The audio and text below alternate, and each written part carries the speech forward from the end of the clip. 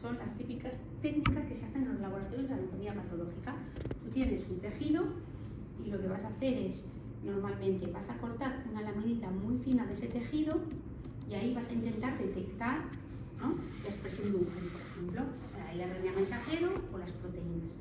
¿Y por qué decimos in situ? In situ es porque las ves sobre el propio tejido, es decir, que si tú estás viendo que hay una sobreexpresión, yo que sé, de calcitonina, vas a ver en qué células exactamente, o si estás viendo que hay una sobreexpresión de la proteína P53, en qué localización, ¿vale? Por eso es in situ es en el propio tejido, ¿vale? Entonces, primero vamos a ver cuáles son las técnicas que se utilizan habitualmente hoy en día, ¿verdad?, en los laboratorios de investigación y también en los hospitales. En los laboratorios de anatomía patológica van a estar utilizando la inmunofitoquímica normalmente, en algunos sitios inmunofluorescencia, y el CIS o el SIS, depende de cada uno los aparatos que tengan. Después ya os voy a contar hacia dónde van avanzando estas técnicas, ¿no? Es hacia las técnicas proteómicas espaciales y hacia las transcriptómicas espaciales. ¿De acuerdo? Entonces, vamos a comenzar. Lo dicho, ¿qué me permiten a mí las técnicas inmunohistoquímicas? Bueno, pues me van a permitir visualizar y localizar un determinado antígeno, ¿no?, que esté presente en una célula o en un tejido. O sea, yo, por ejemplo, quiero saber dónde está una determinada proteína. Bueno, pues con estas técnicas voy a poder detectar en el tejido dónde está. Voy a valerme de microscopios para poder saber dónde está localizada. ¿De acuerdo? Entonces, imaginaros, la proteína con el microscopio, cuando yo miro a través del microscopio, es muy chiquitina. Si yo no la tengo marcada de ninguna manera, yo no voy a poder verla. Yo necesito marcarla, ¿vale?, para poder verla, porque es tan pequeña que con un microscopio óptico yo no voy a poder, ni con un microscopio electrónico. ¿De acuerdo? Entonces, lo que voy a hacer es utilizar anticuerpos que se unan a esa proteína, ¿de acuerdo?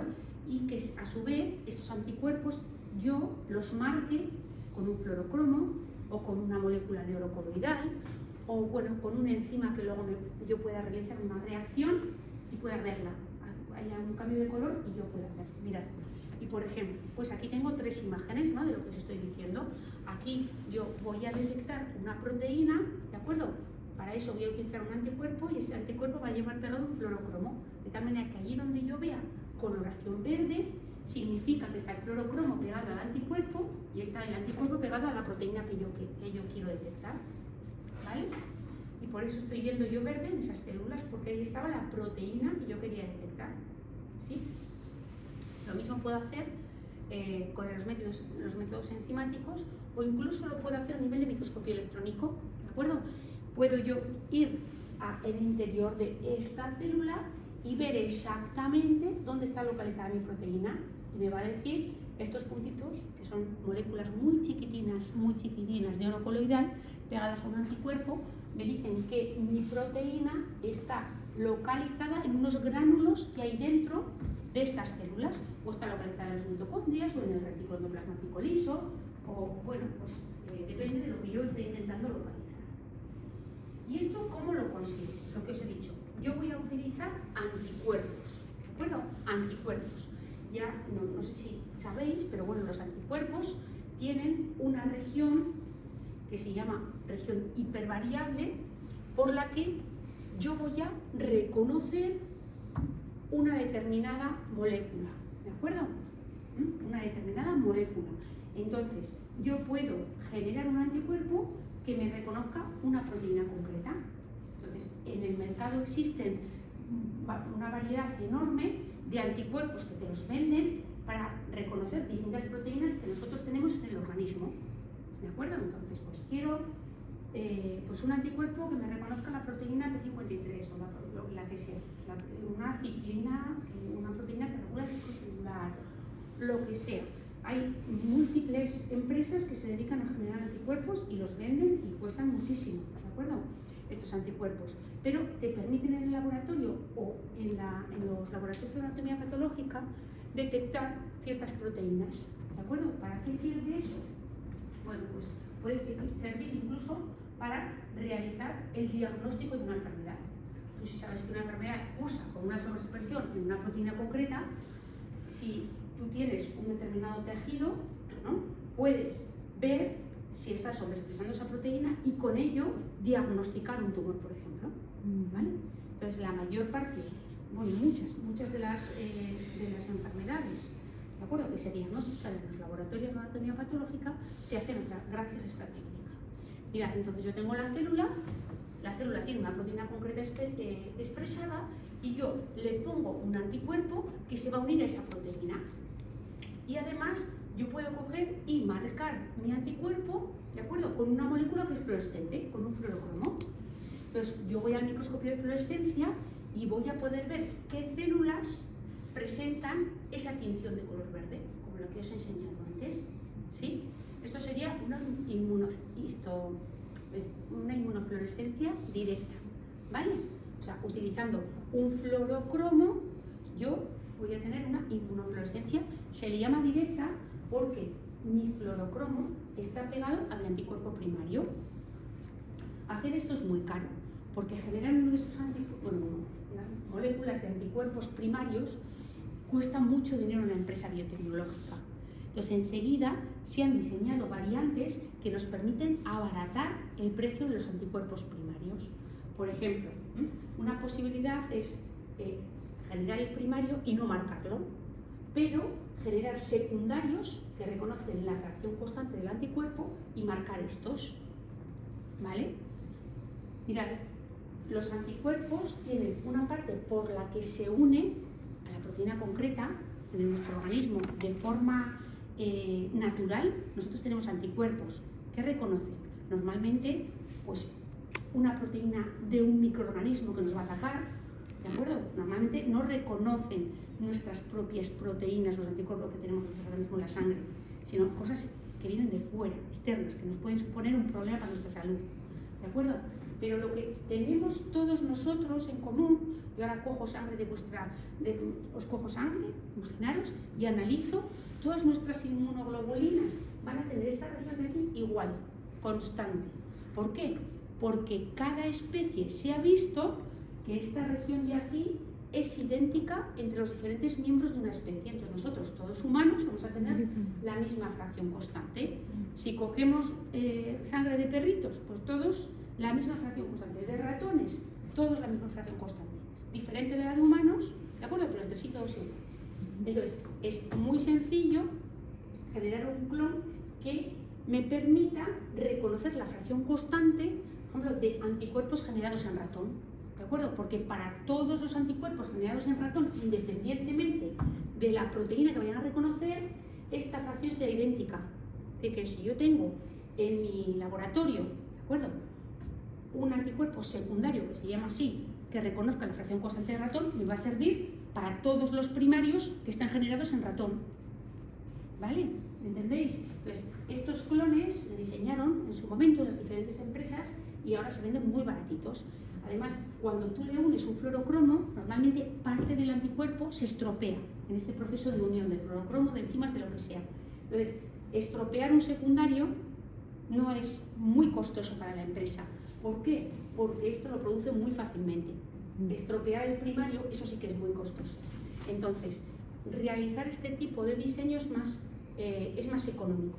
Sobre todo porque, fijaros, a la parte constante se pueden unir muchos anticuerpos, lo que aumenta la sensibilidad de la técnica y lo que nos permite poner menos cantidad de anticuerpo primario, ¿de acuerdo?, para una misma muestra. ¿Por qué? Porque luego yo voy a amplificar la señal por el secundario, ¿de acuerdo? Pues tenemos la inmunocitoquímica directa y la indirecta. Mirad, yo he hecho muchísimas inmunocitoquímicas en mi vida. Esa técnica me ha acompañado a lo largo de mi carrera, prácticamente. Puede ser la primera técnica que aprendí haciendo la tesis y la he hecho aquí y en muchísimos hospitales distintos en los que he estado haciendo investigación, en laboratorios. Y de todos los sitios donde la he hecho, solamente una vez en mi vida he usado un anticuerpo primario que estuviera marcado. ¿De acuerdo? Aquí en el CIMA. Una compañera mía había comprado este anticuerpo. Yo creo con la ignorancia de que podía comprar un primario sin marcar y marcarlo con un secundario. Entonces me vino y me dijo, quiero hacer la detección y he comprado ese anticuerpo. Y funcionaba muy bien, ¿de acuerdo? Funcionaba muy bien, pero me había costado muchísimo dinero. O sea, en realidad, sí. Y una pregunta, ¿el hecho de que se use tan poco el primario no hace que se reduzcan sus costes? El que se use tan poco, ¿quieres decir El primario el no se que compre tanto. podamos diluirlo mucho? ¿Quieres decir? Hombre, puede hacer trampas más baratas. ¿Para qué vas a hacer eso? Ah, porque se Claro, o sea, los anticuerpos primarios cuestan muchísimo. Mirad, yo tengo anticuerpos primarios que me venden 100 microlitros y pueden costar 700 euros. 100 microlitros, o sea, que es nada. O sea, yo os enseñaré. Los que además funcionan muy bien para hacer diagnóstico en la clínica todavía son más caros. Por ejemplo, tenemos uno de insulina que, bueno, las cantidades no son 100 microlitros, te vienen como 500 microlitros, pero cuestan 800 euros. Luego tienes otros, depende de las empresas, bueno, pues que igual no son tan buenos, porque luego cuando los usas tienes que usar los más concentrados, pero te cuestan 300 euros, ¿vale? Pero ahí está más o menos pues eso, el rango. Entre 300 y 1000 euros pagas por un anticuerpo. Claro que ya vais a ver, para hacer una técnica inmunocitoquímica no solamente necesitas el primario, necesitas muchas más cosas, o sea que es caro, ¿vale? Pero es verdad que lo más caro de todo normalmente es el primario. Entonces, ¿se abarata? Bueno, pues cuando una empresa consigue tener un buen clon de un anticuerpo, normalmente no se abarata, y menos si es para diagnóstico. Si no es para diagnóstico, sí. Si es para diagnóstico, no, porque a los hospitales les va a interesar comprar anticuerpo cueste lo que cueste, porque su diagnóstico depende de eso. Y suele pasar al revés, y cuando un determinado anticuerpo lo empieza a usar los hospitales de forma rutinaria, sube el precio. Sobre todo hay varias empresas que hacen esto y se ponen los precios increíbles, y entonces tienes que buscar otras empresas para comprar un anticuerpo que te reconozca lo mismo. Vale, entonces, avanzamos un segundo. Mirad, ¿cómo se ven las imágenes? Son preciosas. Las de inmunofluorescencias son preciosas. Mirad, aquí tenemos dos inmunofluorescencias sencillas. Esto que veis aquí, no sé si alguna vez habéis visto, algunos de vosotros sí, es una célula. Utilizamos un agente intercalante que se llama DAPI, que es fluorescente, para ver dónde está el núcleo. ¿DAPI? DAPI, D-A-P-I. DAPI, y entonces vemos los núcleos en azul y luego nuestro anticuerpo marcado en rojo, ¿de acuerdo? Este probablemente está distribuido el marcaje de forma homogénea. Es muy posible que hayamos puesto un anticuerpo para una proteína del citoesqueleto, que aparece prácticamente en toda la célula. Mirad, también podemos utilizar anticuerpos que reconozcan proteínas en la membrana. Entonces podemos ver perfectamente, ¿verdad?, el límite de cada una de esas células. En este caso, el anticuerpo está marcado en color verde. Vale, esa es una posibilidad, la fluorescencia. Otra posibilidad que se usa más que la fluorescencia es la inmunohistoquímica enzimática. Mirad, yo ahora hago una fluorescencia, hoy la veo y está estupenda y le saco unas fotos a mis células, la meto en el frigorífico para conservarla, voy al mes y ya no hay fluorescencia. De hecho, esa no. ¿Perdón? Esa de hecho yo la voy. Esta misma inmunocitoquímica, La foto era igual. así, ¿eh? Bueno, voy. Entonces, ¿qué podemos hacer para evitar perder la fluorescencia? Porque muchas veces a un paciente se le hace una determinada inmunocitoquímica y eso se guarda en los archivos. Y a mí me ha pasado veces de decir, han pasado 10 años, el paciente tiene otro cáncer de pulmón y quiero saber si es el mismo tipo. Entonces vuelves a sacar el bloque de tejido y vuelves a sacar las inmunocitoquímicas que habías hecho. Y 10 años después, con una enzimática, puedes seguir observándolo. Si hubiera sido una fluorescencia, tendríamos que haber sacado las imágenes, pero no podríamos observar nada al microscopio, ¿vale? Esto se mantiene años y años y años. Entonces, ¿cómo es este método? Pues mirad, igual que en el anterior, nosotros utilizamos un marcaje en el anticuerpo, pero esta vez no es un fluorocromo, es una enzima, ¿vale? Es una enzima. Bueno, hay muchas variantes, pero os voy a explicar el de la enzima que se entiende muy bien, pero de este hay muchas variantes. Entonces, ¿qué vamos a hacer? Bueno, pues ahora yo le voy a hacer trabajar la enzima, le voy a poner un sustrato, le voy a poner algo que sé que la enzima va a utilizar y la va a modificar. Y al modificarla voy a permitir además que esa modificación cambie el color de esa sustancia, de tal manera que yo voy a poder ir a mi célula y voy a ver dónde se ha dado ese cambio de coloración. Y eso lo voy a ver al microscopio. Entonces yo, por ejemplo, tengo ese tejido, ¿de acuerdo? Yo le pongo un anticuerpo frente a una proteína que está en el citoplasma de la célula, y si está allá, cuando yo pongo el anticuerpo que lleva unida la enzima y le pongo el sustrato, ese sustrato cambia, se transforma en un sustrato marrón. Esto es diaminobencidina. ¿Qué le pasa a eso? Cuando la diaminobencidina se oxida por la enzima, cae sobre el tejido y yo lo veo al microscopio, ¿vale?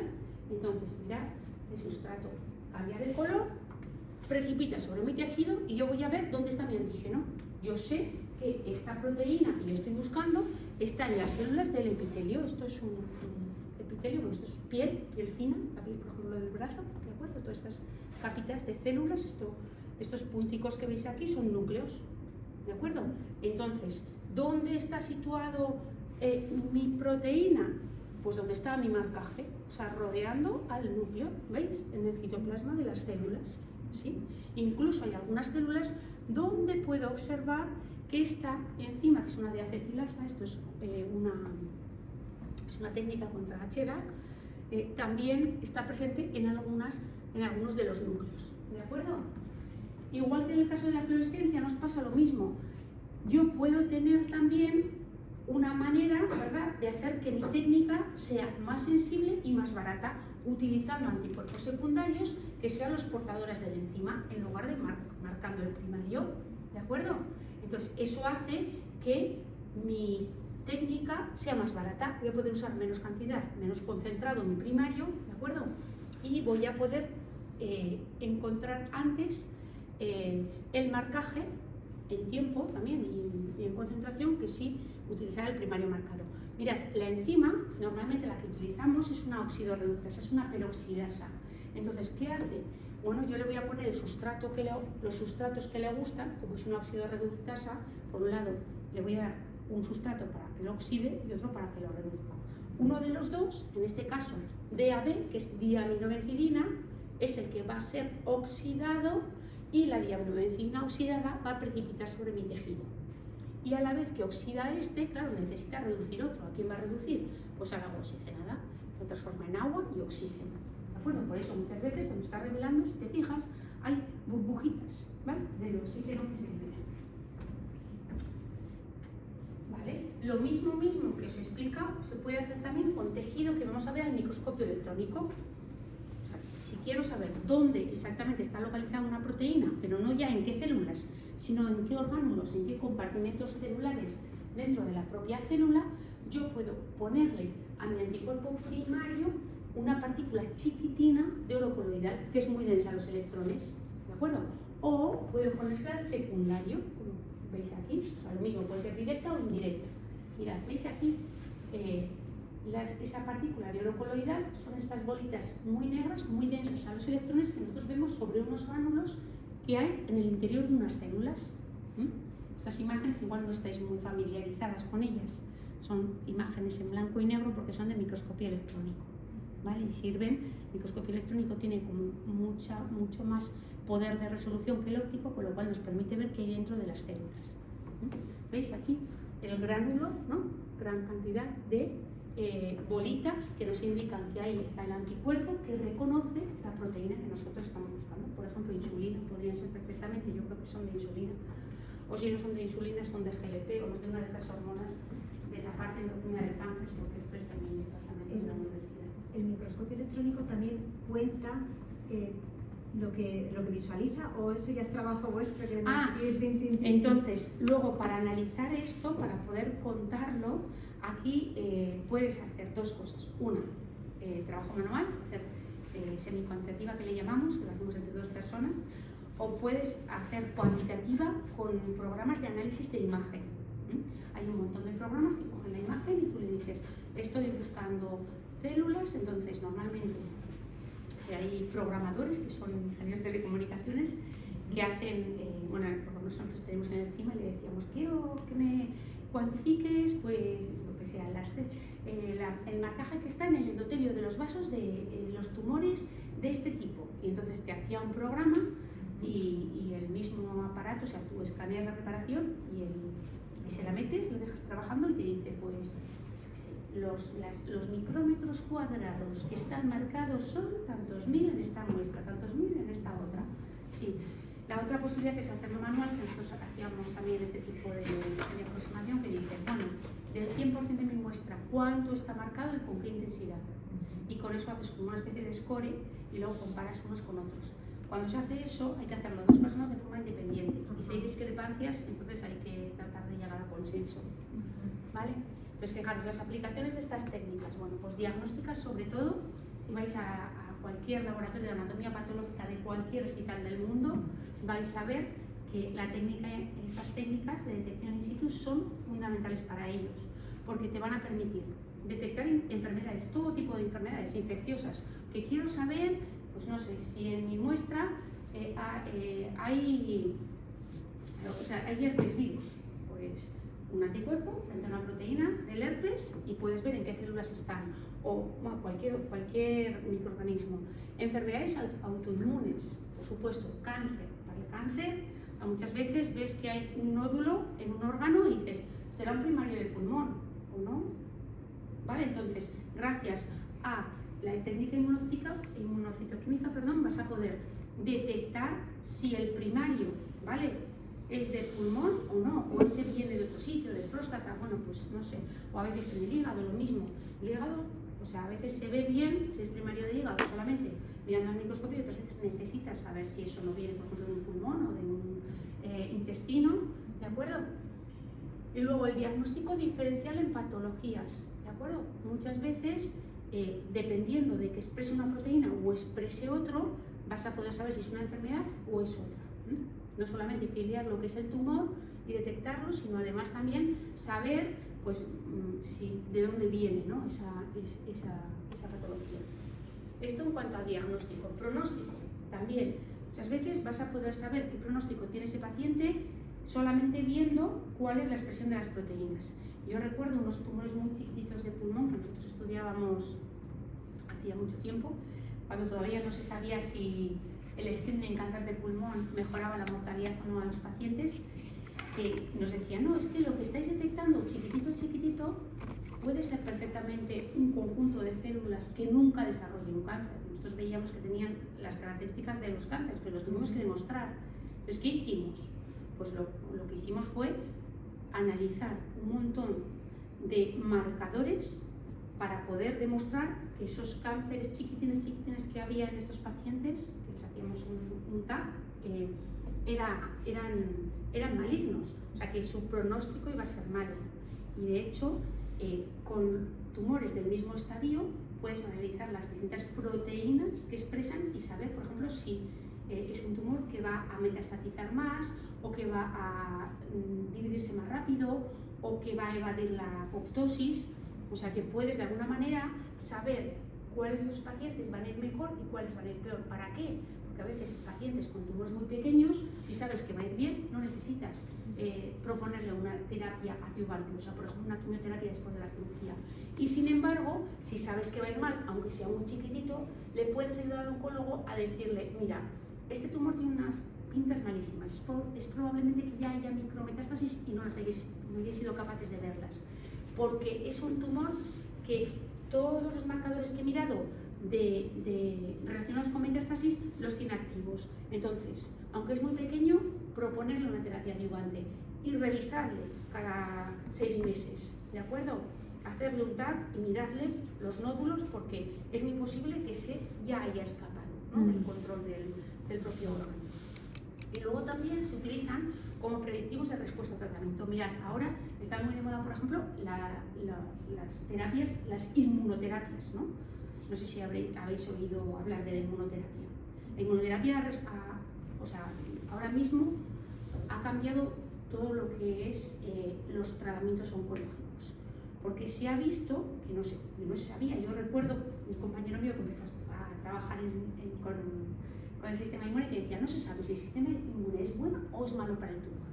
Y él decía, esto es como un balance. Por un lado, dices, es posible que sea bueno, porque si nuestro sistema inmune reconoce una célula que ha sufrido unas mutaciones y la ataca, la mata, desaparece el tumor.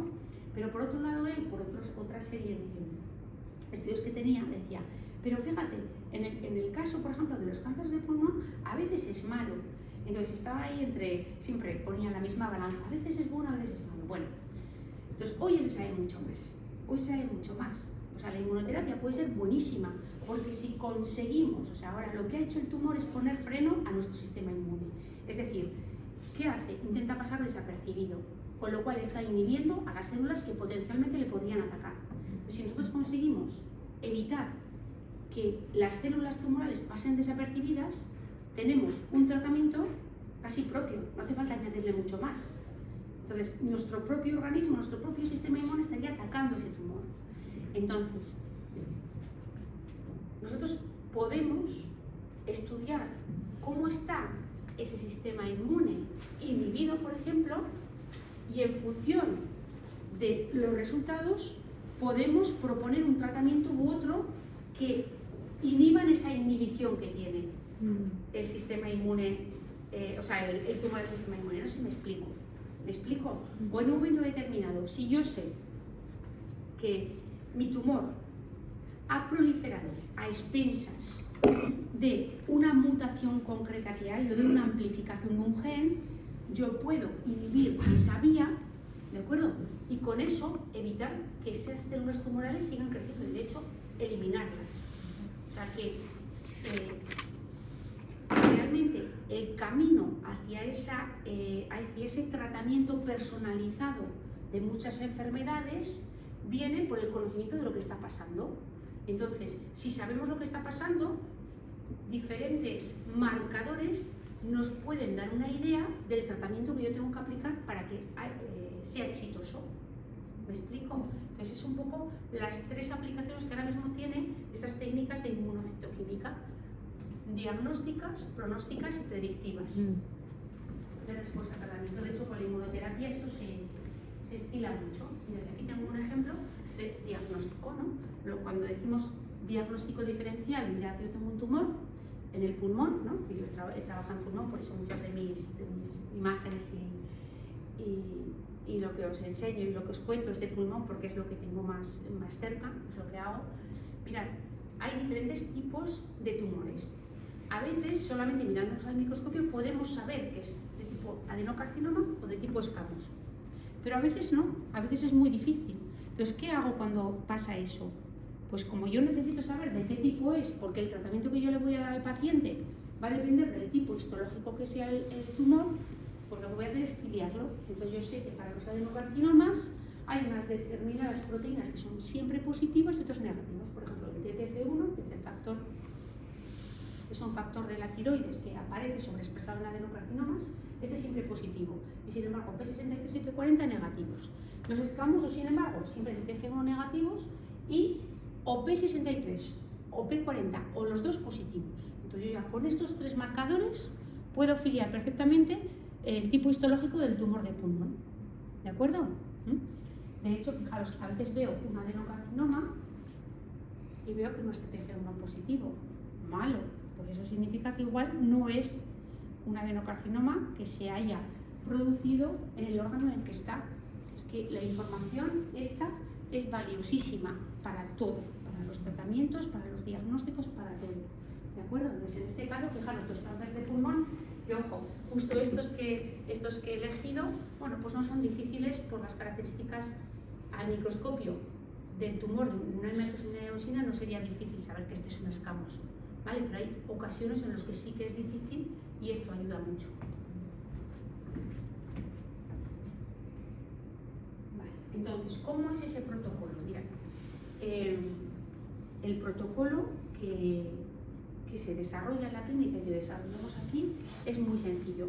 Yo voy a tener un fragmento de tejido. Claro, normalmente ese fragmento del tejido, claro, tiene que ser fino porque yo lo tengo que meter al microscopio, ¿sí? Lo tengo que meter ahí al microscopio y verlo. Si yo le pongo ahí un trozo de tejido así gordo, pues yo no voy a ver nada. Entonces, ¿qué hago normalmente? Bueno, claro, y luego si vengo del quirófano con mi trocito de tejido y por muy fino que lo parta, lo meto en el microscopio, en un rato pues se va a ir como pudriendo, ¿no? Eso es como la carne de casa, igual. Entonces, lo primero que hago, ¿qué es? Pues yo lo primero que hago es lo proceso, para evitar que se estropee, ¿de acuerdo? Entonces, lo que voy a hacer es retirarle el agua, ¿de acuerdo? Le retiro el agua al tejido y voy a cambiar ese tejido por una cera que me va a permitir a mí que no se me pudra. Claro, al quitarle el agua y meterle la cera, me podría estar cargando la arquitectura del tejido. Entonces, antes de hacer eso, yo lo voy a fijar con una sustancia que se llama formol, pero bueno, que lo puedo fijar con muchas sustancias diferentes. ¿Qué es fijar? Es hacer puentes para que entre dos proteínas se mantenga la distancia a la que están en el tejido de normal. De manera que si yo le quito el agua y luego le pongo una cera, cuando yo le quito el agua, esas dos proteínas se van a quedar cerca, pero cuando yo le vuelvo a poner la cera, van a volver a estar a la distancia que estaban inicialmente, ¿no? Entonces, así es como yo guardo. El próximo día, cuando vayamos al laboratorio, os enseñaré cómo guardo los tejidos, ¿de acuerdo? Entonces los guardo en unos bloques de esa cera, que sea parafina, y cuando los necesito los corto en unos filetitos muy finos, como de 3 micras, que es con lo que yo voy a trabajar en mi técnica inmunohistoquímica. Entonces, claro, inicialmente yo lo que voy a necesitar es quitarle esa parafina que tiene, porque si yo le voy a poner un anticuerpo, yo necesito quitarle esa parafina. Claro, yo le he metido la parafina, ¿para qué? Para que no haya agua y no vengan los microorganismos y se lo coman, y se comen las proteínas. Entonces, está ahí, la cera es una sustancia hidrófoba, entonces, no, o sea, ese tejido lo puedo mantener años si lo tengo incluido en parafina, ¿de acuerdo? A mí me interesa eso, por lo que os digo, a veces los hospitales, pues a los años tengo que volver al bloque inicial para saber si ese tumor que tiene ahora el paciente es un nuevo tumor que ha aparecido o es una metástasis del anterior, unas células que habían quedado ahí durmientes, ¿no? Y que ahora se han activado otra vez. Pues porque el tratamiento no es el mismo para el paciente, si es un primario o si es una metástasis. Entonces, pues todo eso se guarda en los hospitales. Yo ahora puedo ir a la clínica y decirle, sácame, pues del primer paciente que yo tomé en su momento, pues del año 95, sácame las muestras de este paciente. Iremos a Tecna y estarán allá. O sea, eso se guarda, eso no se toca, ¿vale? Entonces, vale, con ese bloque yo hago cortes y le voy a quitar la parafina. Con estos alcoholes le quito la parafina y le pongo el agua otra vez. Y a partir de ahí yo voy a poner los anticuerpos, ¿de acuerdo? Yo voy a poner los anticuerpos. O sea, yo voy a hacer un proceso primero de desparafinación, de quitarle la parafina y de hidratarla. Y luego a partir de ahí pues sería lo suyo poner el anticuerpo. Pero fijaros, yo cuando he querido guardar mi tejido, ¿qué me ha pasado? Que yo le he puesto unos puentes para evitar que el tejido se desestructure, pierda su arquitectura. Entonces, claro, si yo le he puesto unos puentes a las proteínas, ahora yo quiero poner el anticuerpo y ese puente, esa modificación, igual me va a impedir poder ver mi antígeno, que mi anticuerpo reconozca ese antígeno, porque lo he modificado. Entonces, lo primero que suelo hacer es una técnica de desenmascaramiento antigénico, que es que yo voy a revertir ese proceso que yo he hecho de formación de puentes para mantener, ¿no?, la arquitectura del tejido. Y fijaros, hay muchos tratamientos distintos. Podría utilizar unas enzimas que cortan esos puentes, ¿de acuerdo?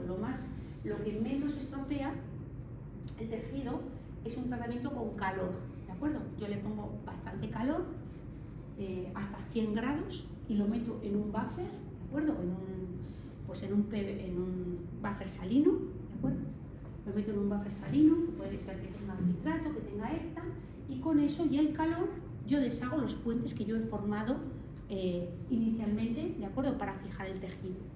Bien, lavo todo y luego ya estaríamos en disposición, se supone, de ponerle el anticuerpo primario. Pero luego os cuento qué más cosas vamos a hacer antes de poner el anticuerpo primario. Mirad, aquí os muestro qué ocurre en la técnica cuando yo pongo el anticuerpo, pero no hago ningún tipo de pretratamiento. ¿Veis que hay un colorcito marrón muy tenue en las células? Y sin embargo, cuando yo hago desenmascaramiento antigénico, la coloración de esos núcleos va incrementándose, es decir, yo desenmascaro el anticuerpo.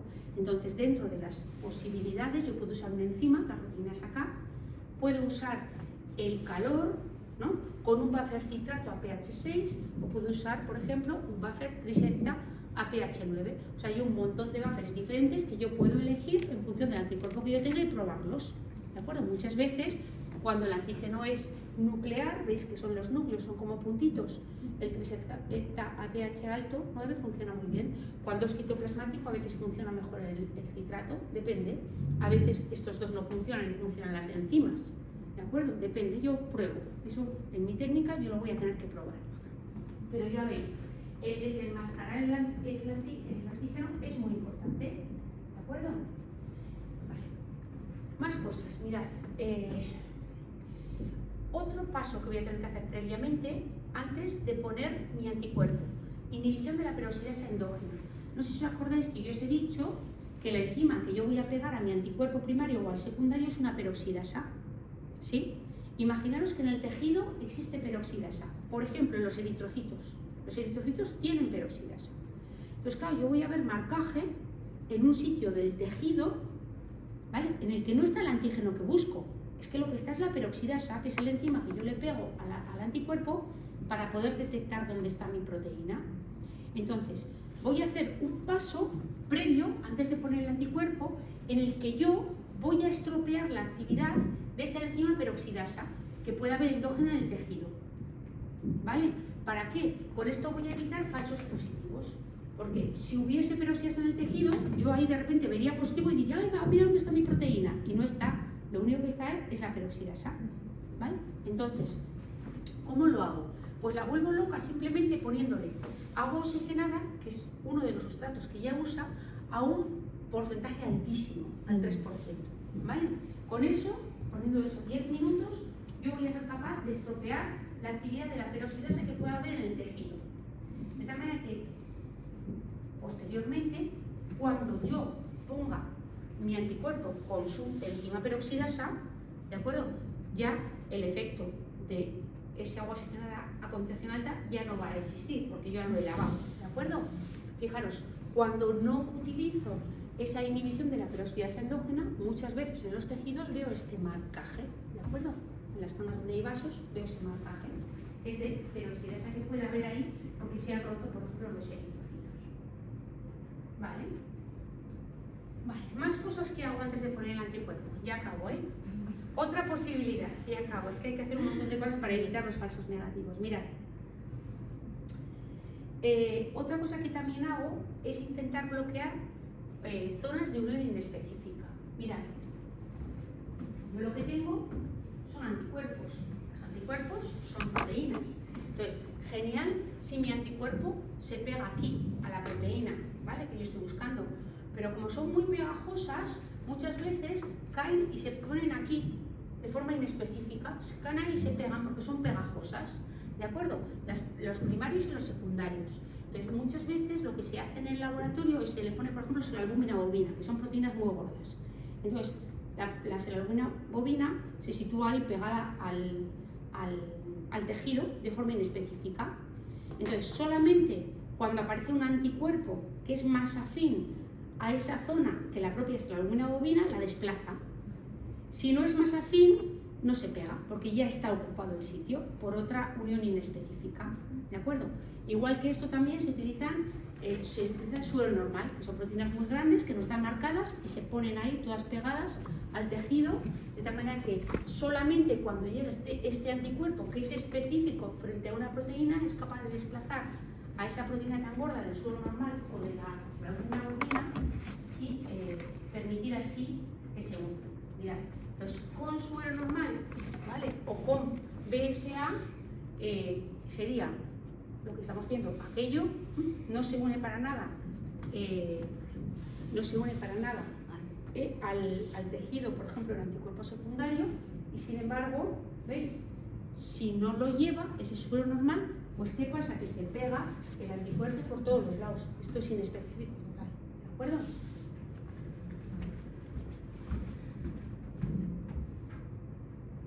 Y una vez que ya hemos hecho todo eso, para intentar evitar todos los falsos positivos, Entonces ya incubaríamos con el anticuerpo primario.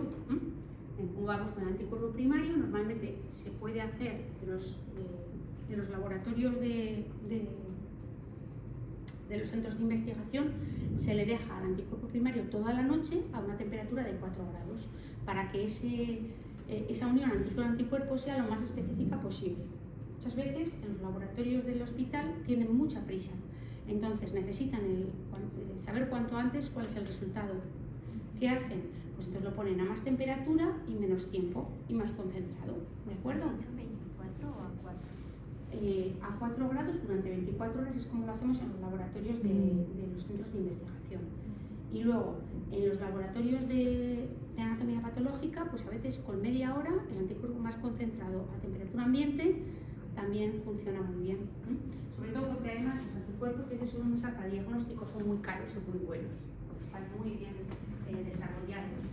Entonces funcionan muy bien en tiempos cortos y bastante concentrados. Vale. Una vez que hemos puesto el primario, vamos a utilizar un anticuerpo secundario, ¿de acuerdo? Y normalmente ese anticuerpo secundario va a estar marcado con una enzima, ¿de acuerdo?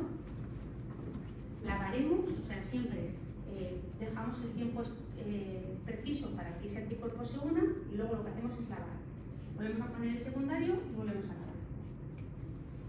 Y luego ya, una vez que ya tenemos unido el primario y el secundario, ya la última parte es simplemente revelar la técnica. Es decir, yo le voy a dar a esa enzima sus dos sustratos para que los modifique, ¿de acuerdo?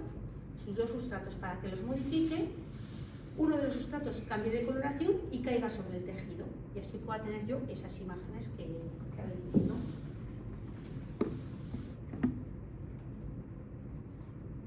Y esto es lo que tendría, ¿veis?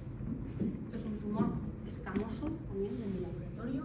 Fijaros, es una proteína, que es una proteína de membrana que tiene la capacidad de penetrar dentro y de moverse por el citoplasma hasta el núcleo y realizaría una función.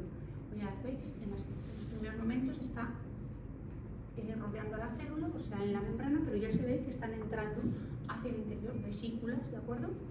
Y esto en el caso de la diaminobencilina, ¿verdad? Que hemos dicho se oxida y cae, pero podemos utilizar otro tipo de sustratos también, ¿no? Siempre tiene que ser ese color marrón tan feo, o glucosa oxidasa, en el caso, por ejemplo, de esta inmunocitoquímica. Mirad, esta es de mi tesis, aquí estaba detectando yo una proteína que me indica que la célula está ciclando muy rápido, es PCNA, ¿de acuerdo? Son tumores estos de hígado. Entonces puedo ver cuáles de ellas están dividiéndose continuamente. Y aquí, pues fijaros, estoy utilizando también otro cromógeno distinto, el rojo fenol, y consigo que las proteínas que están en el citoplasma yo pueda ver dónde están localizadas. ¿De acuerdo? ¿Veis? Okay. Bueno, y hay otras coloraciones. Lo más típico es la marrón, es la diaminobencilina, pero es verdad que hay muchas coloraciones distintas. Bueno, hasta ahora os he enseñado cómo detectar una proteína, pero se pueden detectar 2, 3, 7, 50. ¿Cómo? Bueno, pues fijaros, solamente por la misma técnica que os he explicado hace un momento, yo podría reconocer 2 proteínas distintas dentro de una célula. Mirad aquí. Tenemos, ¿verdad? Por un lado, una proteína marcada en color rojo, las dos son del citoesqueleto. Aquí hay microtúbulos, aquí hay filamentos de actina. La actina en rojo, los microtúbulos en color verde. Y estaríamos viendo el DAPI, que es esa sustancia intercalante donde me dice dónde está el núcleo, ¿veis? Entonces podríamos estar viendo 2 a la vez. ¿De acuerdo? 2 a la vez. Esto mismo se puede hacer con la... ¿Se puede ver también con la enzimática? Claro que se puede ver con la enzimática. Yo puedo coger y poner uno de los anticuerpos secundarios, ¿de acuerdo?, marcados con una enzima y poner un cromógeno concreto. Y puedo también poner otro de los anticuerpos, ¿verdad?, marcado con otro cromógeno distinto. Mirad, Antes os he dicho que lo típico es esto, pero también es verdad que antes de desarrollarse las técnicas que se están ahora desarrollando y que luego os contaré, pues esta inmunocitoquímica indirecta sufrió muchísimas fases de mejora. Entonces, una de ellas que hicieron es poner un anticuerpo secundario y luego otro anticuerpo que era el que venía marcado, o sea, realmente el anticuerpo reconocía varias moléculas del enzima, ¿de acuerdo? Es como que ponías un complejo y esto, bueno, pues se hacía, por ejemplo, esas imágenes que habéis visto en color rojito, que las células estaban en color rojito, es este tipo de técnica. O sea, se han hecho muchísimas modificaciones. Había también otra que biotinaban el anticuerpo, yo lo usé durante mucho tiempo, lo ponían unos complejos de adenina-biotina que permitían tener por cada complejo de adenina-biotina, pues no sé si 8 o 9 moléculas de peroxidasa, intentando aumentar la sensibilidad de la técnica siempre, ¿de acuerdo? Mirad, lo más típico hoy en día son unos anticuerpos secundarios que vienen unidos a un polímero y ese polímero tiene un montón de moléculas de enzima. Esto le llamamos Envision, que es lo que tenemos ahora mismo en el laboratorio.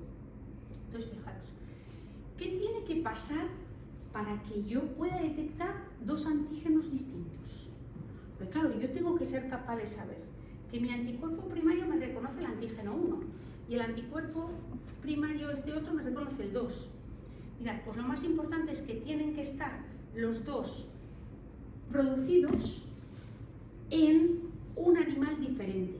O sea, que sus FCs tienen que ser distintos. ¿Por qué? Porque si yo aquí tengo este producido en ratón y este producido en ratón, pues ahora va a venir el Vision que reconozca ratón y se va a unir indiscriminadamente. Y yo no voy a poder saber cuánto de esto y cuánto de esto tengo. O sea, lo importante es que si este está producido en conejo, este esté producido en un animal que no sea conejo, por ejemplo en ratón. Entonces, cuando yo pongo todo el sistema de visualización, yo voy a poder saber que si este a mí me da color rojo, el color rojo es del antígeno 2, y este si a mí me da color, yo qué sé, imaginaros, negro, pues el negro es del antígeno 1. ¿Me explico? O sea, lo importante aquí es que la fracción constante del anticuerpo primario sea distinta. O sea, que hayamos producido el primario en diferentes animales. Eso es lo más importante. Mirad, esto es muy importante, pero cuando uno va a hacer un trabajo a un laboratorio, si no sabe lo que está haciendo, pues puede ser que después no sea capaz de reproducir lo que ha hecho. Esto me pasó a mí. Vino un chico que llevaba 1 año y medio, médico él, pues no sé si en el MD Anderson, o sea, en uno de estos hospitales superesferolíticos, y entonces quería reproducir una inmunocitoquímica contra una molécula que era ID1. Entonces me decía, y es que llevo un mes y no hay manera. ¿Qué pasaba? Pues que esto no lo sabía. Entonces, él, en aquel laboratorio, tenía, llegamos a la conclusión, yo llegué a la conclusión, un reactivo dual que tenía todo. Entonces él no tenía que pensar, yo tengo mi primario y a mi primario le he hecho lo que sea.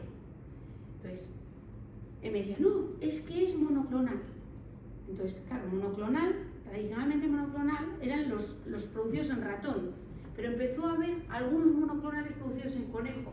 Entonces, como él no sabía muy bien lo que había hecho allá, pues luego no era capaz de reproducir. Yo cogí y dije, bueno, pues aquí, ¿qué puede pasar? Entonces cogí su prospecto, entonces ya vi, está producido en conejo. Vale, pues yo le puse ahí un anticuerpo contra conejo, pues me decía, pero es que esto era monoclonal. Claro, sí, era monoclonal, pero no produció en ratón, produció en conejo. O sea, si uno sabe qué es lo que está haciendo, pues puede saber dónde está fallando. Y esto de la técnica inmunocitoquímica, casi lo más importante es en qué especie se ha obtenido mi anticuerpo primario. Con eso uno salva bastante de la técnica, ¿no? O sea, del diseño de la técnica. Mirad, aquí tengo una doble inmunocitoquímica cromogénica. ¿Veis? Tengo, por un lado, células teñidas en color rojito y células teñidas en color marrón. Si tuviese células que estuvieran produciendo ambas dos, lo que vería es una coloración negra granate. Eso también se ve, ¿de acuerdo? Si fueran dos antígenos sintetizados en el citoplasma de la misma célula, pues entonces tendría la mezcla de los dos, ¿de acuerdo? Eso también se ve y se ve fácil. Vale, entonces lo que os decía aquí, para hacer esta doble inmunocitoquímica, ahora ya en lo que es el laboratorio, dos alternativas. La primera, ¿no?, es que los anticuerpos específicos procedan de diferentes especies. Esta es la que hemos hablado. Y podemos ponerlos secuencialmente, o sea, podemos hacer la inmunocitoquímica para uno de los antígenos y luego la de la otra, o podríamos mezclar, ¿vale?, los primarios. En mi laboratorio lo que hacíamos es eso, mezclar los primarios y mezclar los secundarios, porque me da lo mismo. Si yo tengo claro que para mi antígeno 1 yo tengo un anticuerpo que está obtenido en conejo y para el 2 uno que está obtenido en ratón, pues me da igual. Yo me evito tener que hacer dos veces la inmunocitoquímica y simplemente la hago una. Cuando tengo que poner el primario, pongo una mezcla de los dos. Cuando tengo que poner el secundario, una mezcla de los dos. Y luego ya hago el revelado. ¿De acuerdo? El revelado con dos enzimas distintos y dos cromógenos diferentes o dos fluorocromos. Esto sí que lo hago de forma secuencial, ¿vale? Pero ¿qué pasa si yo no soy capaz de encontrar dos anticuerpos producidos en dos especies diferentes? Imaginaos que no los hay. ¿Podría hacer algo con ellos? Sí. Podría eliminar con calor, y esto es lo que se utiliza para la técnica múltiples, que luego os voy a explicar, esos anticuerpos primario y secundario que yo he puesto en primer lugar. ¿De acuerdo? Podría ponerlos a 100 grados. A 100 grados yo elimino, desnaturalizo el anticuerpo primario y el secundario, ¿de acuerdo? Y entonces puedo volver otra vez a hacer la inmunocitoquímica con otro primario y otro secundario, y ese primario obtenido en el mismo animal. ¿De acuerdo? Esto se puede hacer. Esto no se hacía hasta hace poco, hasta hace como unos 10 años así, que se desarrolló la técnica múltiples, que luego os voy a explicar. ¿Puedes explicar otra vez que no me quedó claro? La Sí. última, solo la última. Esto es, claro, hemos dicho, normalmente en los laboratorios lo que se hace es, se pone a la vez los dos anticuerpos, teniendo en cuenta que uno esté obtenido en un animal y otro en otro. Pero ¿qué pasa si yo no soy capaz de comprar dos, anticuerpos para esos antígenos que estén obtenidos en diferente animal? ¿Por qué no existen en el mercado?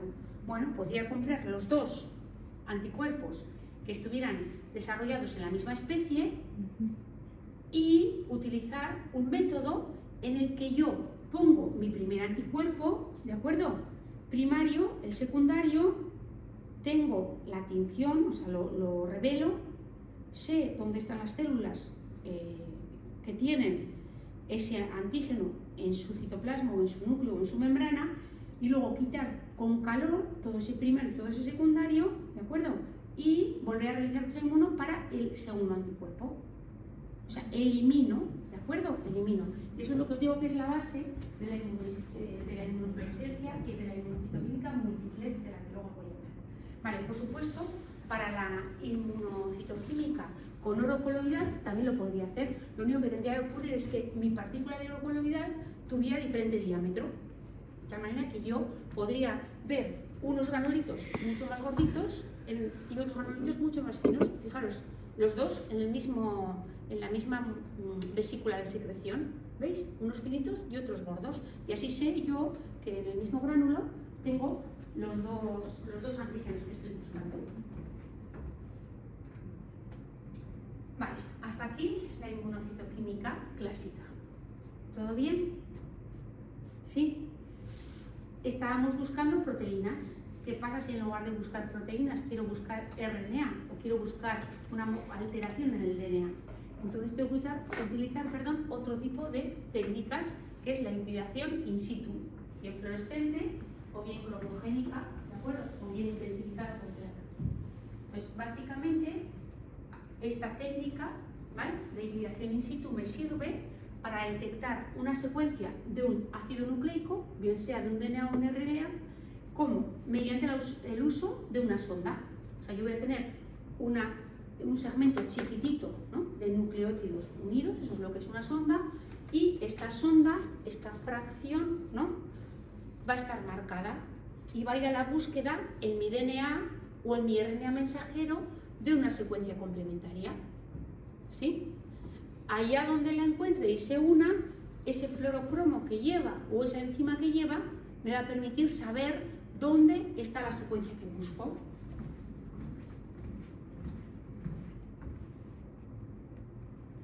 Mirad, entonces puedo detectar bien RNA Hablamos de RNA, por ejemplo, mensajero, ¿de acuerdo? O puedo detectar DNA, puedo detectar la fracción de DNA. Entonces, si detecto RNA, claro, el RNA normalmente el mensajero suele estar, ¿verdad?, en el citoplasma y puedo detectarlo bien porque mi sonda esté unida a un fluorocromo, otra vez, a una sustancia fluorescente, o puede ser que yo tenga un enzima unido y haga la misma estrategia que he hecho con la inmunocitoquímica, luego le doy el sustrato y allá donde se haya unido la sonda voy a tener la diaminobencidina oxidada que cae, ¿vale? Entonces, fijaros, ¿veis? Aquí tenemos una hibridación in situ cromogénica, ¿vale? Para la detección de RNA mensajero.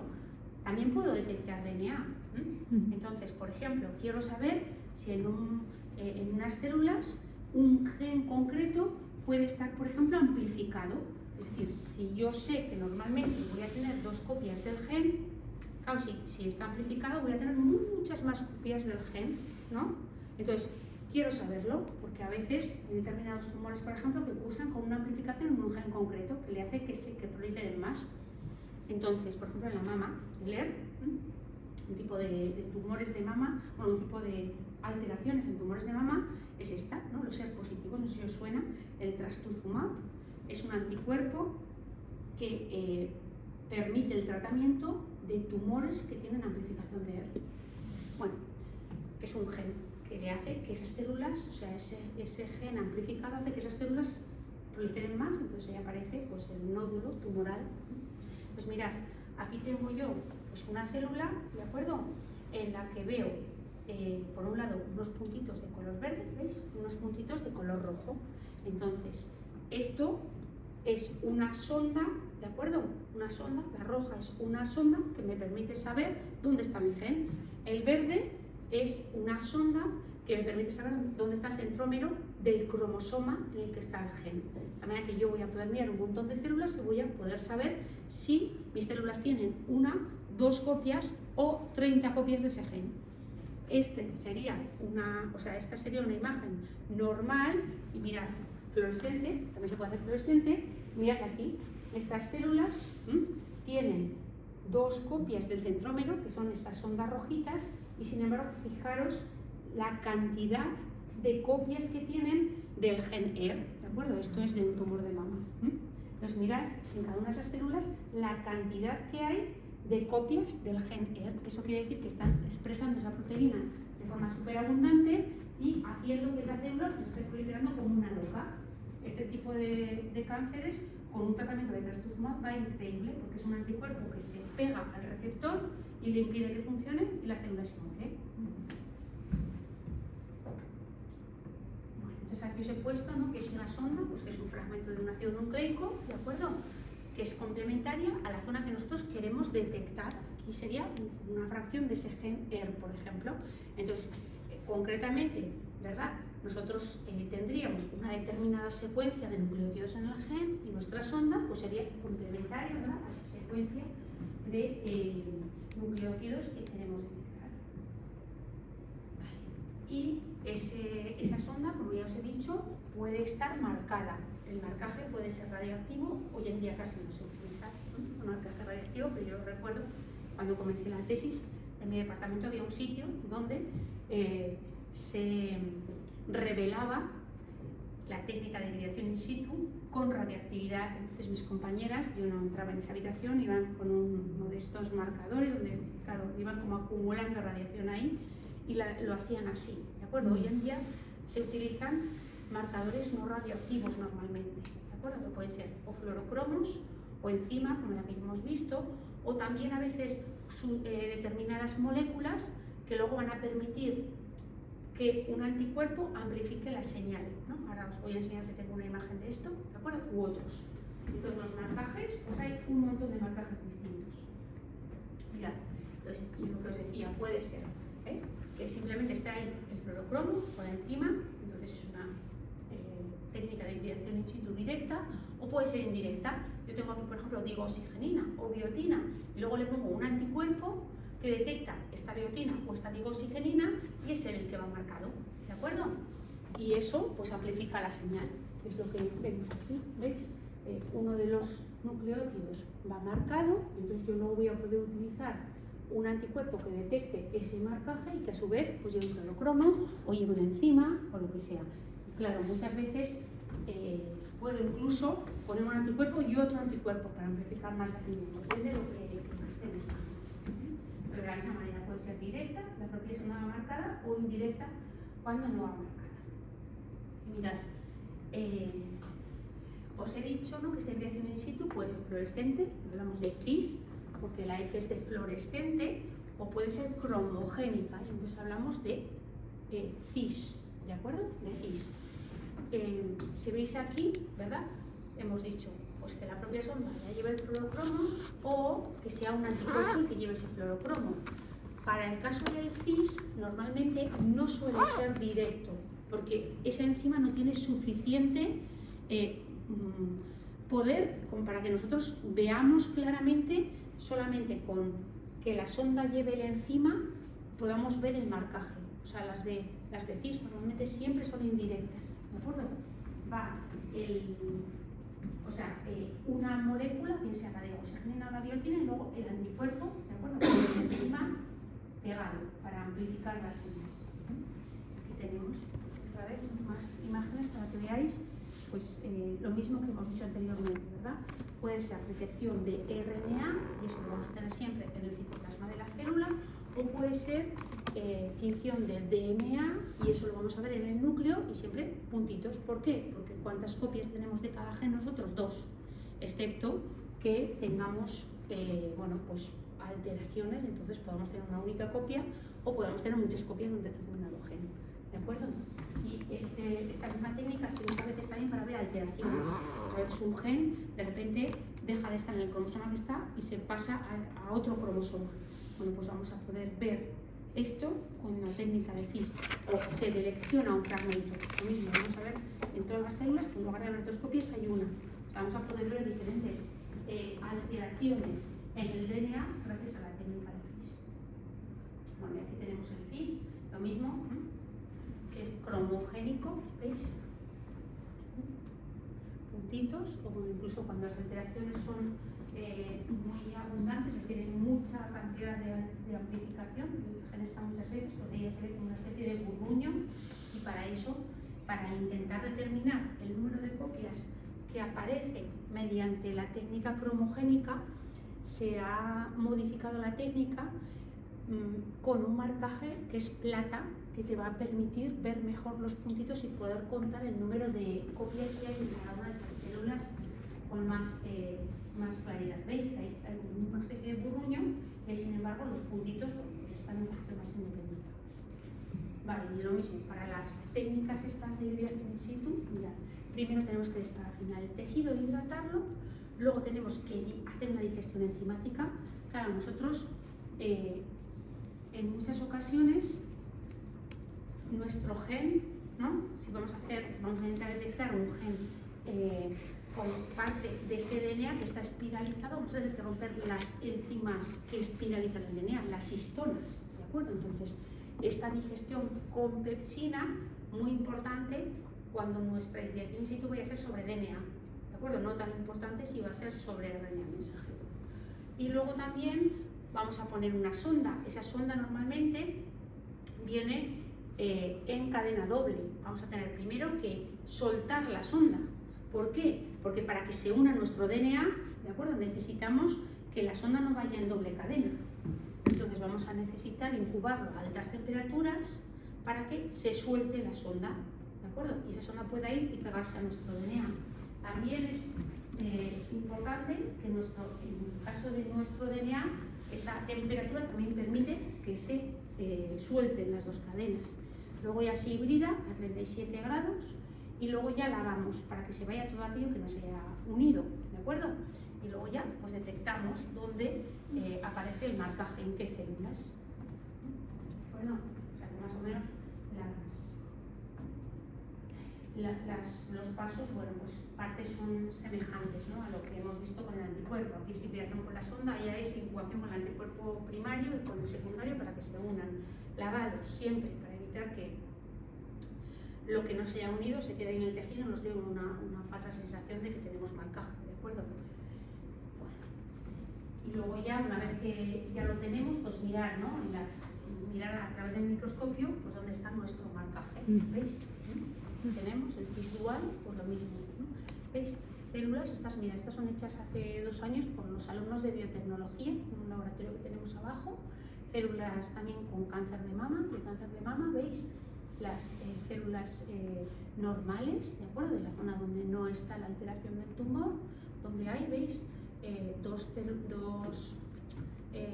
Dos puntitos que corresponden con la sonda centromérica, o sea que hay 2 cromosomas, ¿vale? Y en la zona que no hay tumor hay 2 genes para ER, pero sin embargo en el tumor vamos a ver sobre todo, ¿no? Gran cantidad de puntitos de color rojo. Eso implica que vamos a tener gran cantidad de copias de ese gen, ¿de acuerdo? ¿Veis? Por ejemplo, esta célula que se ve muy bien, 2 centrómeros, y fijaros, un montón. Luego en otras células se ven con varios centrómeros, incluso en algunas células parece como que se hubiera duplicado, o sea, al hacer la división no hubiera habido una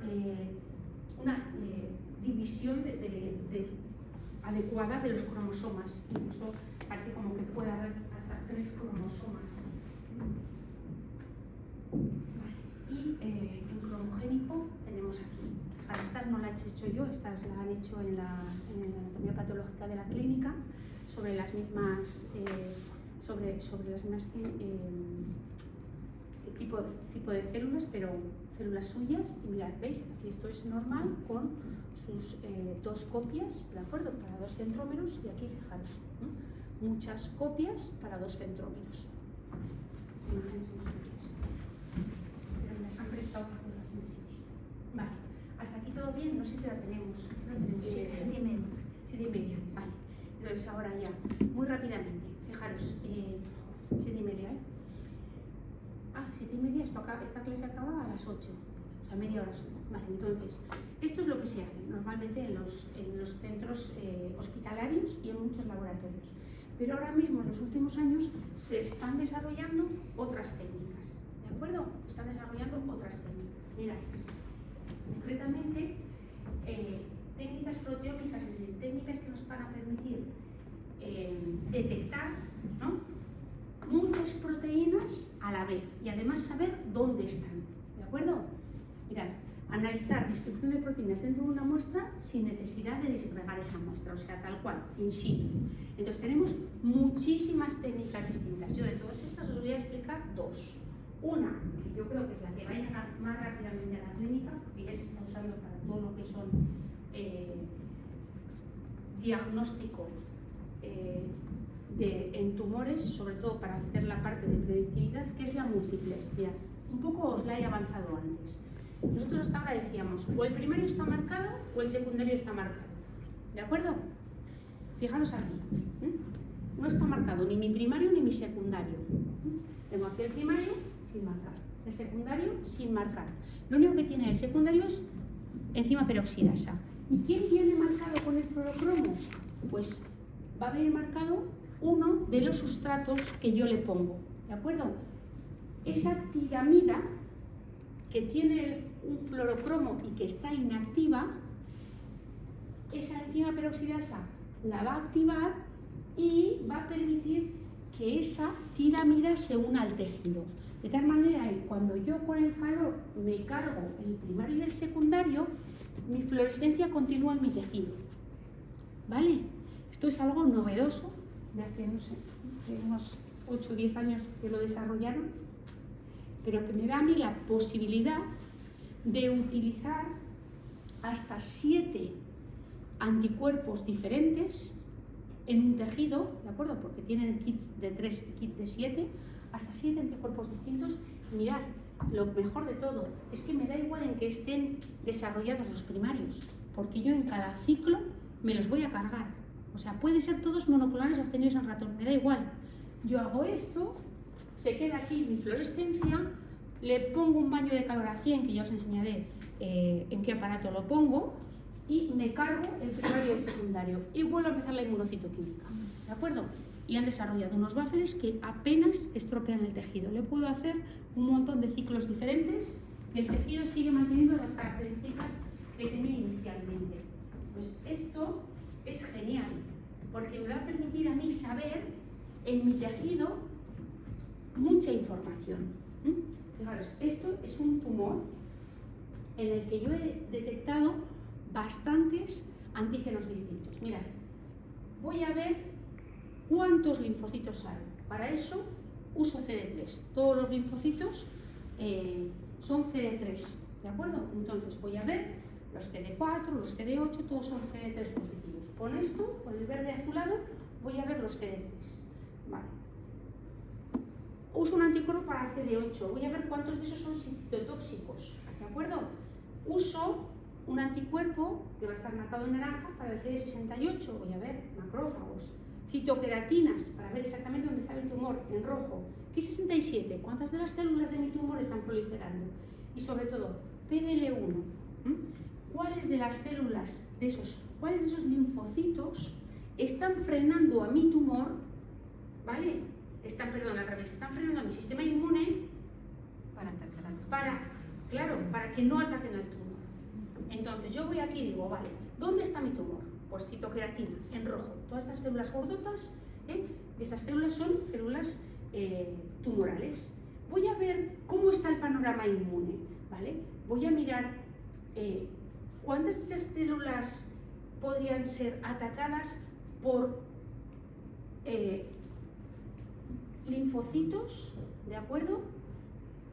Si no estuviera frenado ese linfocito. Bueno, pues vamos a ver. Yo sé que si tiene PDL1 va a estar frenado, porque normalmente, PD1, porque, la inmunoterapia funciona por lo siguiente. Fijaros, esto no tengo un esquema para enseñaros, pero el linfocito sintetiza una molécula que permite que se una con otra molécula que sintetiza el tumor, y eso hace que el tumor esté inhibiendo la acción del linfocito, ¿de acuerdo? Entonces, son PD1 y PDL1, ¿de acuerdo? Entonces, cuando yo veo la expresión de PD1 o de PDL1, eso va a estar hablando de que hay un freno, ¿vale? Para la inmunoterapia. Entonces, mirad, todas esas células blancas que son células tumorales son células que van a estar frenando a mis linfocitos, ¿de acuerdo? ¿Y dónde tengo yo los linfocitos? Bueno, pues todos los CD3 están en color verde azulado, sobre todo por fuera, mirad, es esa especie de turquesa. Y luego tengo los CD8, ¿vale? Que están en color verde. Esos serían citotóxicos. Esos linfocitos podrían estar matando a mis células tumorales. Eso si las células tumorales les dejan, ¿vale? Eso si las células tumorales les dejan. Entonces, con todo esto se hace un informe para que el oncólogo sepa si el tumor es frío o es caliente, es hot. O sea, si hay gran cantidad de células inmunes dentro del tumor, eso hace pensar que están allá porque probablemente van a poder actuar. Pero claro, si muchas de las células tienen la molécula que les frena, claro, eso ya me hace pensar que igual mi tratamiento no va a funcionar. ¿De acuerdo? No sé si me explico. Tienes que ir por la vía de la inmunoterapia. Sí, exacto. Yo, si sé que el freno está, puedo intentar quitar ese freno.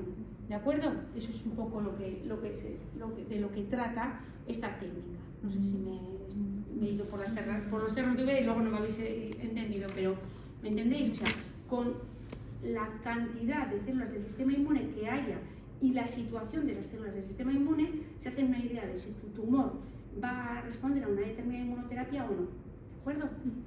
Aquí tenemos otro, fijaros, simplemente para CD3, CD8 y CD20, que son los de los linfocitos B, lo mismo, ¿no? Esto es amígdala, esto es un tumor escamoso de cabeza-cuello, y con esto pues se hacen una idea, y la verdad es que está sirviendo muchísimo para poder predecir cómo van a responder los pacientes. O sea, no es una técnica perfecta, ¿eh? A veces, igual, se ha visto también, pues que a veces sí que una persona que tiene la expresión de tal y tal, prevés que va a responder de una determinada manera y lo hace, y otras veces crees que no va a responder, y resulta que luego le pones en la terapia y responden, ¿eh? O sea, esto no es vamos, perfecto al 100%, pero bueno, da una idea. Vale, otra técnica. Entonces, yo creo que esta que habéis visto, la multiplex, es una de las que probablemente va a servir muchísimo en clínica, y de hecho en la clínica universitaria ya está. En la clínica Universidad de Navarra ya la usan, ¿de acuerdo? Bien, otra técnica, mirad, muy interesante. Claro, la que yo os he enseñado, la multiplex, podemos detectar hasta, lo que os he dicho, hasta 7, hasta 7. Pero con el códex podemos llegar a detectar hasta 50 proteínas a la vez. ¿Y esta en qué consiste? Pues mirad, aquí son anticuerpos que se aplican al tejido, ¿de acuerdo? Y luego, hasta, bueno, entre 40 y 50 se pueden llegar a utilizar, ¿de acuerdo? Porque se inició con 40, pero ahora ya se ha visto que incluso hasta 50. Entonces, cada uno de ellos va marcado, en este caso no con un fluorocromo, sino con una pequeña secuencia de DNA, o sea, de nucleótidos, perdón, con un pequeño oligonucleótido. Y entonces, una vez que nosotros los ponemos, pues lo que vamos a añadir a esa muestra para poder detectar ese anticuerpo es una sonda que va unida a un fluorocromo y que se une específicamente a los nucleótidos que lleven ese anticuerpo, de tal manera que yo voy a poder visualizar bueno, no todos de una vez, en bloques de más o menos 5, ¿de acuerdo? En bloques de 5 voy a poder llegar hasta 40, 50 proteínas distintas. No sé si me explico. Yo ahora hago una ronda y voy a coger 5 sondas distintas unidas a 5 fluorocromos diferentes y veo, ¿no?, donde tengo las proteínas, las localizo y luego eso lo quito y voy y otras 5, ¿de acuerdo? ¿Me entendéis? En bloquecitos. Vale, y esta también es muy interesante, se está usando mucho, pero está solamente en los laboratorios, y esta me permite tener mi tejido y poder ver en un momento determinado pues diferentes poblaciones celulares. Por ejemplo, mirad aquí, ¿veis? Esquema de cómo están las células CD4, dónde están qué cantidad de células CD8, células B, macrófagos, T reguladoras. Entonces, en función de la coloración, ¿de acuerdo? Yo voy a saber dónde están unas y otras. Pues, por ejemplo, donde está en color rosita, pues todo eso pertenece a células B, porque es donde me ha aparecido a mí la coloración por el anticuerpo con el nucleótido concreto que llevaba pegado, ¿no? O yo qué sé, o las células T, por lo mismo, aquí, o pues las células CD4 positivas, pues aquí. Entonces, con eso yo me hago una idea de cómo está mi tejido, y en función de eso, pues tomo unas decisiones concretas.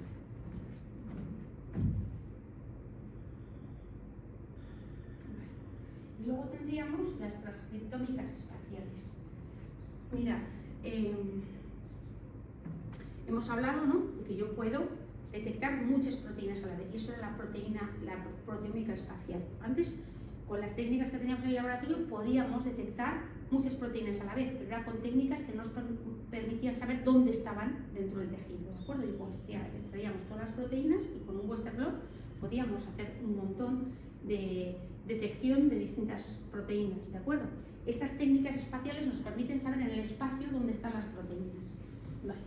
Pues lo mismo pasa con los RNA mensajeros, ¿de acuerdo? Lo mismo. Un montón de técnicas que nos van a poder decir dónde están situados los RNA mensajeros de una célula, ¿de acuerdo? O bueno, o de muchas células dentro de un tejido, mirad. Y con eso vamos a poder hacer clústeres y saber que una determinada célula está realizando una función concreta. Mirad, aquí tenemos un tejido, ¿no? Cogemos esta célula de aquí. Entonces, esta célula va a estar sintetizando muchos RNA mensajeros. Los RNA mensajeros que estén relacionados por la función que vayan a hacer, pues se van a encontrar localizados cerca, ¿de acuerdo? Entonces nosotros vamos a poder saber en una célula qué RNA mensajero se está sintetizando. Entonces yo, por ejemplo, digo, bueno, pues quiero saber si la célula está proliferando y voy a buscar el RNA mensajero de esta proteína, de esta proteína, de esta proteína y de esta proteína, que sé que actúan todas secuencialmente, ¿vale? Para dar una vía concreta. Bueno, pues las puedo buscar y puedo ver si en una zona de la célula se localizan. Y si se localizan ahí, en una o varias zonas, puedo saber que están ejerciendo esa función. ¿Se entiende? Y esto, en lugar de las proteínas, es la detección de esos RNA mensajeros. Es el mismo tipo de técnica, mirad, seq-FISH. Antes hemos hablado de FISH y hablamos de seq. Seq quiere decir FISH secuencial. Entonces, van a permitir detectar un alto número de RNA mensajeros, ¿vale? Usando hibridación in situ, o sea, la hibridación que hemos visto, ¿de acuerdo? Y van a ir capturando las imágenes. Entonces, mirad, para esto lo importante es que tú tienes que saber qué estás buscando. Tienes que saber qué estás buscando. Entonces, tú dices, bueno, pues voy a buscar RNA mensajero de estos 20 genes, imaginaros. Entonces, ¿tú qué haces? Bueno, pues vas a buscar, ¿no?, dentro de esa célula concreta esos RNA mensajeros. Para ello vas a usar sondas de fracciones de esos RNA mensajeros. Entonces yo, que le pongo en una primera hibridación, ¿de acuerdo? Voy a poner sondas para unos genes determinados. Entonces, concretamente, para la primera parte de ese RNA mensajero, y veo que en un sitio concreto se une la sonda, aquí y aquí, digo, bueno, pues mi RNA mensajero 1, ¿de acuerdo? Es muy posible que esté localizado en esta zona y en esta zona. Vamos a ver, en el segundo ciclo, venga, pongo la secuencia para la segunda parte de ese RNA mensajero, ¡pum! Y se me une ahí, en el mismo sitio, ¿veis? 1 y este de aquí arriba, ahí no se me une, ahí va. Pues este sí, pero igual el otro no es, ¿de acuerdo? ¿Me entendéis lo que quiero decir? Entonces, con esas sondas yo voy a decodificar un RNA concreto y voy a saber dónde están localizados en la célula. ¿Sí? Y esto es el FISH-seq. Yo con esas sondas, trocito a trocito, voy a poder saber dónde están esos RNA mensajeros produciéndose, en qué parte de mi célula. ¿Sí? ¿De la célula o del tejido? De la célula y del tejido. O sea, yo puedo ir incluso al nivel celular para saber una determinada célula cuáles son los RNAs que yo veo, pero claro, al lado de esa célula hay otras células y también puedo ir a otra y a otra y a otra. Pero esto lo puedo hacer casi a nivel celular, ¿de acuerdo? Y por supuesto a nivel tisular, porque claro, yo lo voy a hacer en un tejido. Esto es un poco lo que yo os trataba de mostrar en esta imagen. Casi puedo ir al nivel de esta célula, o sea, elegir esta célula, vaya, básicamente, esta o esta o esta o esta. ¿Veis aquí? Células tumorales. O sea, pues depende de los RNAs que esté buscando, claro, los RNAs que a mí me interesarán, si la célula es una natural killer, no tendrá nada que ver con si es una célula tumoral o si es otra célula de, pues no sé, de la sangre. ¿Sí?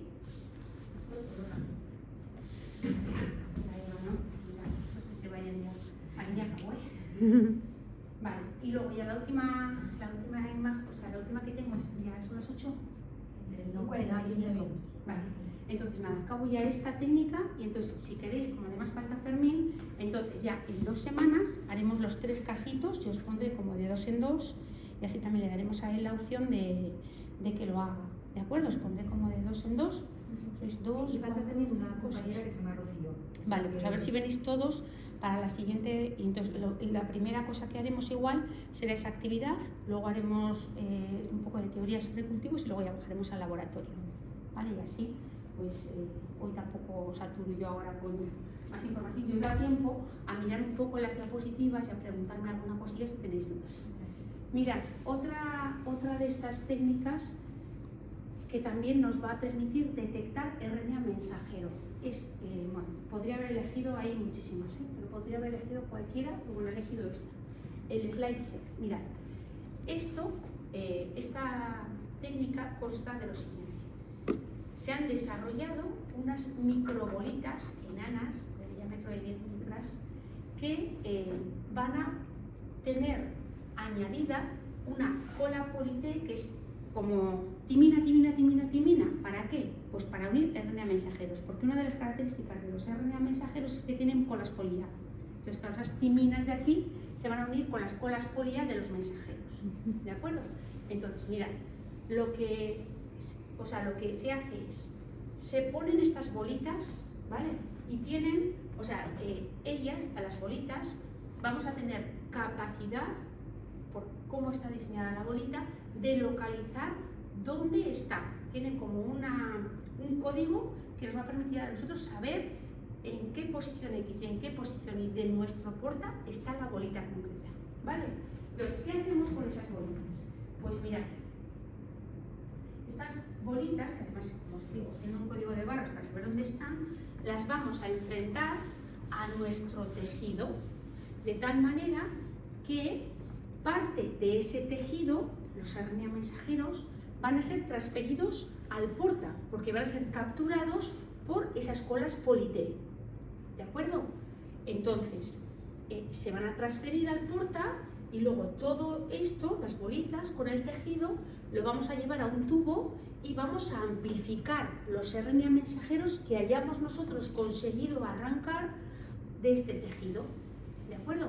Los amplificamos y luego los secuenciamos, de tal manera que vamos a poder saber, una vez que los secuenciamos, qué RNA mensajero estaba en un lugar concreto, porque mi bolita tiene un código que me habla de la localización en la que estaba en el porta, ¿sí? Entonces yo voy a poder saber, después de hacer todo esto, dónde estaban localizados esos RNA mensajeros, y yo eso lo puedo correlacionar con el tejido que yo tenía, ¿vale?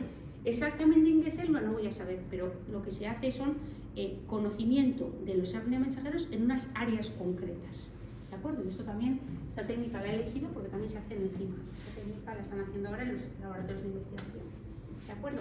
Y es una manera de saber qué RNA mensajeros se están expresando, ¿de acuerdo?, en un tejido concreto, todos a la vez. No ya hacer un FISH para saber que se está expresando uno concreto, sino un montón de tejidos en un montón de RNA en un tejido concreto. Mirad, entonces, aquí por ejemplo, puedo tener un mapa que me hable de dónde están localizados los fibroblastos, que son las células del tejido conjuntivo, o pues, por ejemplo, las células ependimales. Bueno, pues eso, yo puedo con esos RNA mensajeros saber en un momento determinado dónde están localizadas un determinado tipo de células en un tejido. Pues mira, en este tejido, por ejemplo, que es cerebro, pues yo ya veo que hay unas células, ¿verdad?, que forman una especie de zona glandular. Bueno, pues y luego probablemente, si miro, voy a poder saber dónde están las células de la microglía, voy a poder saber dónde están localizadas las células de la glía. Bueno, pues todas las células que yo quiera, o por ejemplo, en el hígado, voy a poder saber pues, dónde están los macrófagos fijos, dónde están las células hepáticas, dónde están las células de hito. Quiero decir, yo voy a poder saber por los RNA mensajeros que expresan cómo están localizados un determinado número y tipo de células. No sé si es más o menos un poco rollo, ¿verdad? Esto es que en este máster la idea era intentar ver si podíamos atraer de alguna manera a un montón de gente que quiere hacer investigación, pero claro, tenemos aquí pues muchas personas como distintas, entonces es difícil. Yo les digo a la chica que lleva el máster, digo, igual esa asignatura la tienes que quitar, pero no me acaba de hacer caso. Entonces este año sabe que Irene a bioquímica y digo, bueno, pues por lo menos Irene le servirá, pero es verdad que igual para gente graduada en enfermería y en medicina, pues igual no es lo ideal, ¿verdad? Bueno, sí, es muy interesante, la verdad que sí, pero yo, por ejemplo, se va muchísimo de vuestro... Parto de una base, pues... Lo sé. Pues, lo sé, que no habéis tenido ni una biología celular, o sea, cuando yo os hablo del retículo endoplasmático dirás, ¿qué es eso? Una en la carrera, pues lo que digo.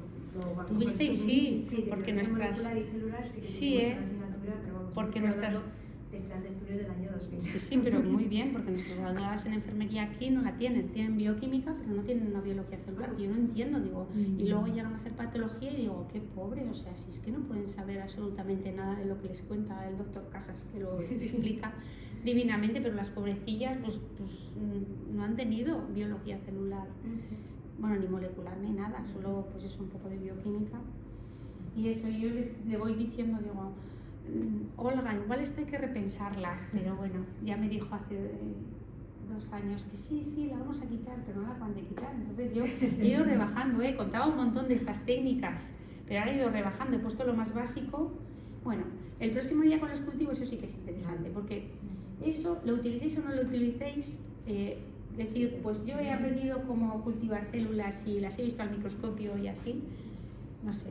Y de hecho íbamos a hacer un MTS, pero es que yo estaba hablando antes con Sayuda, digo, es que igual no merece la pena hacer MTS, porque igual merece más la pena hacer una de estas técnicas que veis al microscopio, como cae el cromógeno, igual hacemos eso, porque el MTS, claro, como Olga y Josune, que son las que han organizado todo, claro, no entienden mucho de tejidos porque son enfermeras, pues nos dejan ahí un día a la semana, claro, para cultivar no necesitas un día a la semana, necesitas muchos días todos seguidos.